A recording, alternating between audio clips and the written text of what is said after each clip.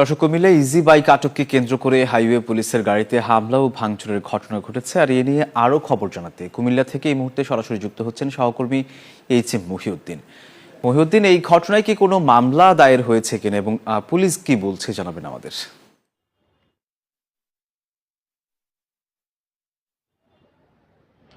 ধন্যবাদ সোহাগ। আপনি যেমনটি বলছিলেন যে ঢাকা চট্টগ্রাম মহাসড়কের কুমিল্লা অংশের বিভিন্ন যে মহাসড়কের দুই পাশে সার্ভিস লেন না থাকার কারণে অবাধে চলছে বিভিন্ন ধরনের থ্রি হুইলার, সিএনজি এবং ব্যাটারি চালিত অটোরিকশা সহ বিভিন্ন ধরনের অনিয়ন্ত্রিত যে গাড়িগুলো, যার কারণে প্রতি সময়ে পড়ে থাকে সড়ক দুর্ঘটনা সহ বিভিন্ন সময়ের সাধারণ মানুষের প্রাণ ঘটে থাকে।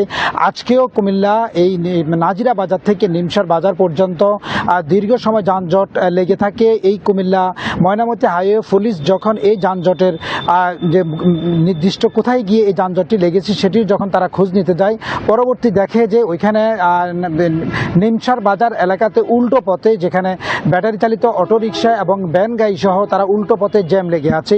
এই বিষয়টি নিয়ে যখন হাইওয়ে পুলিশ তাদেরকে এই বিষয়টি যখন তাদেরকে জানতে চায়, তার ঠিকানা জানতে চায়, তখনই সেখানের যে স্থানীয় যে সিএনজি এবং এই যে মিশুক যারা অটোরিকশা অবৈধ যে যানবাহন রয়েছে তারা তাদের প্রতি চড়াও হয় এবং তাদের প্রতি এটি হামলা চালায়। ওই সময়ের মধ্যে হাইওয়ে পুলিশে তাদেরকে আত্মরক্ষার জন্য সরিয়ে গেলে তার যে গাড়িটি রয়েছে সেই গাড়িটির উপরে হামলা চালায়। আমি যদি একটু দেখাই, এই মুহূর্তে কুমিল্লা ময়নামতি যে হাইওয়ে ক্রসিংয়ের যে গাড়িটি রয়েছে, যারা এই গাড়িটিতে করে তারা ডিউটি করে রাত দিন, সেই গাড়িটিকে এই সিএনজি এবং মিশুক সহ যে সাধারণ যে এখানের সিন্ডিকেটগুলো রয়েছে যারা মহাসড়কে দাবিয়ে বেড়াচ্ছে এবং তাদের কোনো নিয়ম নীতি কিছু না মেনেই তারা এদেরকে বাধাগ্রস্ত তারা মনে করছে।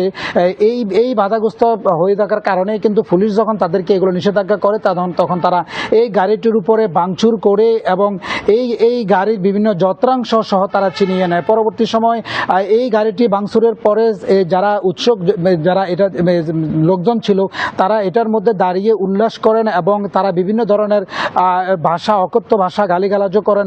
পরবর্তী সময় পুলিশ এই ঘটনার পিছনে যে যারা জড়িত ছিল তাদেরকে ভিডিও ফুটেজ দেখে একজনকে আটক করেছেন এবং ইতিপূর্বে কুমিল্লা বুড়িচং উপজেলাতে, বুড়িচং থানাতে তাদের নামে আইনগত ব্যবস্থা নিয়ে মামলা দেওয়া হচ্ছে। তো এই ছিল কুমিল্লা মহাসড়কের আজকে পুলিশের এই গাড়ির হামলার সর্বশেষ।